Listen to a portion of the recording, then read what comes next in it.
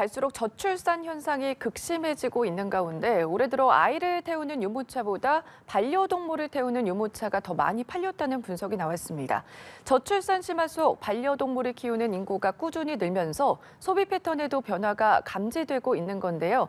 자세한 소식 이은희 인하대 소비자학과 교수와 함께 짚어보도록 하겠습니다. 어서 오십시오. 네, 안녕하십니까. 요즘에 길 가다가 유모차를 봤는데 갓난아이가 있을 줄 알고 봤는데 반려동물이 타고 있는 경우 많이 보셨을 것 같거든요. 네네. 국내 한 온라인 오픈마켓에서 조사를 했는데 올해 반려동물용 유모차의 판매 비중이 이제 아기 유모차의 판매 비중보다 더 높다. 이런 결과가 나왔습니다. 네네. 그 반려동물용 유모차를 우리가 이제 계모차라고 얘기들을 하더라고요. 네. 그런데 이제 계모차가 원래 유모차, 아이를 키우는 유모차에 비해서 판매 비중이 그냥 역전이 됐는데 그 계모차의 비중이 57%로 급증을 했고요. 네. 그다음에 이제 유아용 유모차의 판매 비중은 그 43%로 이렇게 급감을 했는데 작년하고 비교할 때 20%가 증가하고 20%가 감소했다. 이렇게 볼 수가 있겠습니다. 네, 우선은 소비 패턴의 변화 원인이 과연 무엇일지 좀 구체적으로 짚어봐야 할 것 같거든요. 네네. 일단 계속해서 심화하고 있는 저출산 문제다.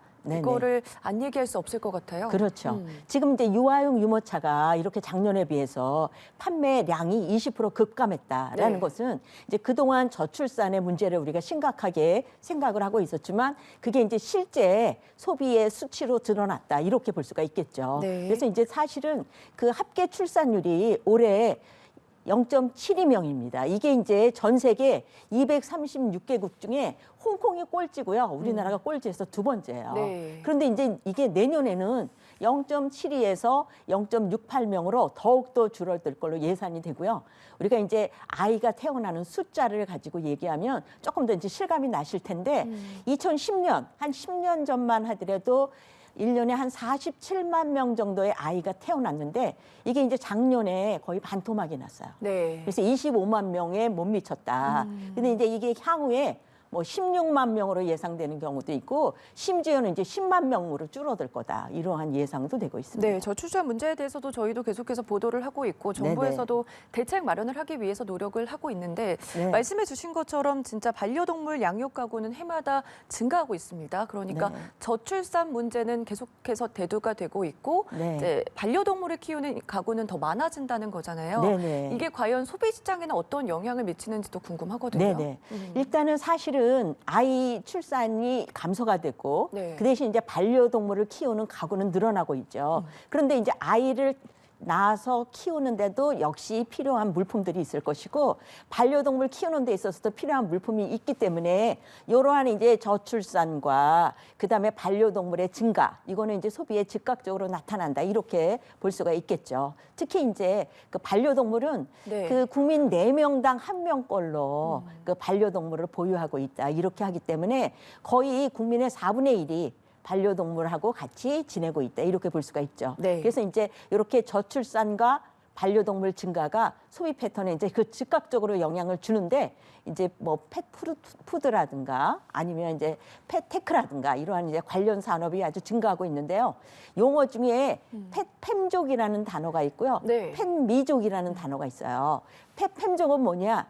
이 강아지가 가족 모두의 사랑받는 애완견인 가 펫팸족이고요. 펫미족은 나만의 강아지. 그래서 이미 펫팸족과 펫미족이 지금 공존하고 있다 이렇게 네. 보고 펫미족으로 좀 변화하지 않을까 이런 생각이 듭니다. 네, 소비 패턴에 대해서 조금 더 깊이 들어가 보면은 아이는 네. 또 빨리 자라잖아요. 그렇기 네네. 때문에 요즘에 아이를 키우는 분들 봤을 때 이제 사용 기간이 짧은 유아용품이 중고 거래가 더 활발해졌다 이런 분석도 있더라고요. 네네. 그 소비자들이 굉장히 합리적이고 똘똘하시죠. 그리고 이제 아이가 그 초기에 신체적으로 굉장히 빠른 변화를 가져오지 않습니까? 그렇기 때문에 이제 유모차를 뭐 5년, 10년 탈 수 있는 건 아니기 때문에 네. 가급적이면 이제 중고 사이트에서 좋은 물건을 골라서 이렇게 구매하는 그런 현명한 소비를 하고 있는데요. 우리나라 중고 사이트 거래가 워낙 편리하기 때문에 이제 그런 거래가 활발하게 일어난다 이렇게 볼 수가 있고 이것뿐만 아니라 장난감 같은 거 그다음에 유아용품 같은 것도 서로 대여를 하거나 중고 사이트에서 사고 팔면서 이렇게 이제 조달을 하고 있다 이렇게 볼 수가 있죠. 네, 하지만 또 네. 합리적으로 생각하는 부모님들도 계시겠지만 네. 요즘에 이제 한 아이만 낳아서 잘 기르자 이런 추세이기 때문에 네. 출산 유아용품의 고급화 추세도 뚜렷해지고 있다면서요. 네네네. 그 아이를 적게 낳는 대신 네. 그 아동용품 시장이 고급화가 되고 있어요. 우리가 이제 텐포켓이라는 단어가 있거든요. 네. 이게 이제 포켓이 10개라는 뜻인데 얼마 전만 해도 A 포켓인데 이게 2개가 늘어가지고 텐 포켓으로 됐어요. 다시 말하면 아이를 키우기 위해서는 엄마, 아빠, 호주머니뿐만 아니라 할머니, 할아버지, 결혼 안 한 삼촌까지 네. 모아가지고 온 가족의 포켓을 토대로 해가지고 그 아이가 키워진다. 이런 의미로 이제 텐 포켓이라는 단어가 나오다 보니까 아동용품이 이제 고급화되고요. 그다음에 이제 또 하나는 그 VIP라는 단어를 우리가 네. very important person이라 그러잖아요. 근데 그 person 대신 베이비를 집어넣어가지고 VIP라는 단어도 생겨났습니다. 네. 그런데 이제 이렇게 유아용품의 고급화 현상은 앞으로도 더욱더 좀 가속화되리라 이렇게 생각이 들고요. 네. 또 이제 그 아기 엄마들 중에서 SNS 많이 하시면 뭐 할리우드 네. 유명 스타가 무슨 저기 유모차를 끌고 나왔다. 그러면 이제 그것도 소문해 보시고 사고 싶다 하고 뭐 이러는 경우도 많아요. 네. 네, 그렇기 때문에 고급화가 되는 것이죠. 네, 그러니까 주머니가 8개였는데 10개로 변했다 이런 네, 말씀을 네, 좀 네, 해주셨는데 네. 어쨌든 요즘에 고물가 아니겠습니까? 네, 근데 네. 유아용품 시장이 물가의 평균 상승률을 크게 웃돌고 있다 이런 얘기도 있더라고요. 네, 네. 그래서 물가 관리가 시급하다 지적도 나오고 있는데 이 부분에 대해서는 어떻게 네네. 생각하십니까? 유모차하고 장난감은 중고 사이트에서 조달하거나 대여하면 되지만 네. 이제 매일매일 먹는 분유하고 이유식, 그다음에 이제 배설물 처리하는 기저귀 이런 것들이 이제 떨어지면 아이 키우기가 너무나 힘들거든요. 그런데 이제 요거의 가격들이 많이 인상됐다. 네. 지금 이제 최근에 올해는 소비자 물가 지수가 한 3.3%뭐 이 정도인데요. 이제 분유나 이유식 같은 경우에는 작년 대비 한 18% 올랐습니다. 그리고 기저귀도 한 4% 인상되고요. 그렇기 때문에 이제 아이 키우는 가정에서는 매일매일 기저귀 갈아줘야 되고 분유 먹여야 되는데 그거의 조달이 가격이 너무나 인상됐기 때문에 어려움이 있어서 네. 요거의 가격을 좀 관리를 좀 할 필요가 있다. 그렇게 말씀드렸습니다. 네, 유아용품의 가격은 이제 갈수록 높아지고 있는 상황인데 네네. 온라인 오픈마켓 매출 데이터를 봤더니 반려동물 용품의 1인당 지출액은 2%밖에 증가를 안 했더라고요. 네네. 물론 뭐 반려동물 유모차, 개모차의 비중은 좀 늘긴 했지만 네. 2%밖에 증가 안 한 거 이건 좀 어떻게 분석하세요?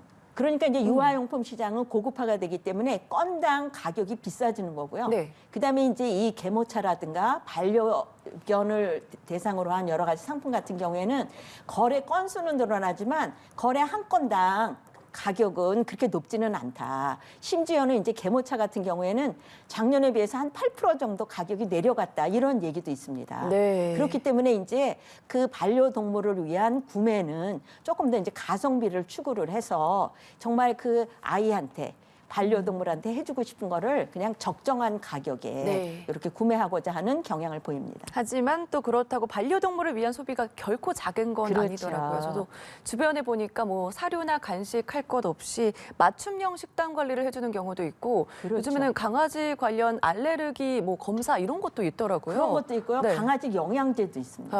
근데 네. 그런 거를 이제 반려동물을 위한 서비스가 진화하고 있는데 이 네. 부분에 대해서는 어떻게 좀 생각하세요? 이제 뭐 아이도 소중하지만 반려동물을 키우는 사람 입장에서는 아이 못지않게 굉장히 소중하지 않습니까? 네. 그렇기 때문에 이제 반려동물을 위해서 뭐든지 해주고 싶은 그런 마음일 거예요. 그래서 이 반려동물을 위한 상품이나 서비스가 점점 진화하고 다양화하는 그런 추세를 보입니다. 그래서 네. 뭐 애견의 미용 서비스는 이미 흔한 거 아닙니까? 근데 뭐 애견 카페라든가 그다음에 이제 애견 호텔도 있고요. 또 애견하고 주인하고 함께 뭐 운동 프로그램, 뭐 힐링 프로그램 해가지고 앞으로도 굉장히 다양한 서비스가 개발되어 나올 거를 보고요. 네. 요거를 이제 2027년에는 한 5조의 시장이 형성할 거다. 이렇게 이제 얘기하는 그런 예측도 있습니다. 네. 요즘에 그래서 1인 가구 급증, 고령화 현상이 오히려 반려동물 시장을 키우고 있는 것 아니냐. 네. 반려동물 시장이 늘어나니까 저출산 문제도 더 심각해지는 것 아니냐. 네, 이런 네. 분석도 있더라고요. 조금 네, 전에 네. 저희가 이제 전화 연결로 통계청이 통계 지표 체계에 대해서도 발표를 했는데 네. 교수님이 생각하시는 대안도 궁금하네요. 네네. 일단은 저출산이기 때문에 네. 이제 반려동물을 많이 이렇게 갖게 된다라는 건 이제 뭐 이해는 하는데요. 네. 이제 반려동물 때문에 저출산이다 이렇게 하기는 그거 말고도 다른 요인이 굉장히 많다 맞습니다. 이렇게 볼 수가 있는 거죠. 네. 그런데 이제 지금 뭐 반려동물은 저는 이 고령 가구 같은 경우에는 이 정서적인 안정이라든가 또 외로움을 달래주는 아주 중요한 역할도 한다 이렇게 생각을 해요. 네. 그런데 이제 문제는 저출산 문제를 우리가 앞으로 어떻게 할 거냐 그게 이제 제일 심각한 문제인 것 같아요. 그런데 그 아프리카 속담에 아이 하나를 키우려면 온 마을이 네. 필요하다 이런 얘기가 있잖아요. 근데 이제 그거는 온 마을의 관심과 애정과 뭐 돌봄인데 우리나라는 이제 템포켓으로 바뀌었다. 그래서 그 아이를 키우는 데 있어서 너무나 그 잘 키워야 된다는 강박관념. 그다음에 이제 물질이 있어야만 좀 잘 키운다. 뭐 네. 이런 그런 강박관념에서 조금 벗어나는 게 필요하지 않은가 이런 생각이 들고요. 네. 그다음에 이제 나를 위한 소비도 중요하지만 우리가 이제 태어나면 누군가를 보살피고 돌봐주고 뭐 하는 거에서도 커다란 만족을 느끼잖아요. 그래서 아이를 입양해서 키우시는 분들도 있습니다. 네. 그래서 출산에 대해서도 조금 더 마음을 편하게 좀 먹으시면 어떨까 그런 네. 생각이 들고 그거와 함께 요 아이 낳는 사람들이 어려움이 없게끔 좀 세심하게 포착을 해가지고 네. 정책을 피는 거 그게 우선 선결 과제다 이렇게 생각합니다. 알겠습니다. 구체적인 대책과 함께 열린 생각도 필요하다 이런 말씀을 좀 해주셨습니다. 여기까지 들어보겠습니다. 지금까지 이은희 인하대 소비자학과 교수와 이야기 나눠봤습니다. 고맙습니다. 네, 감사합니다.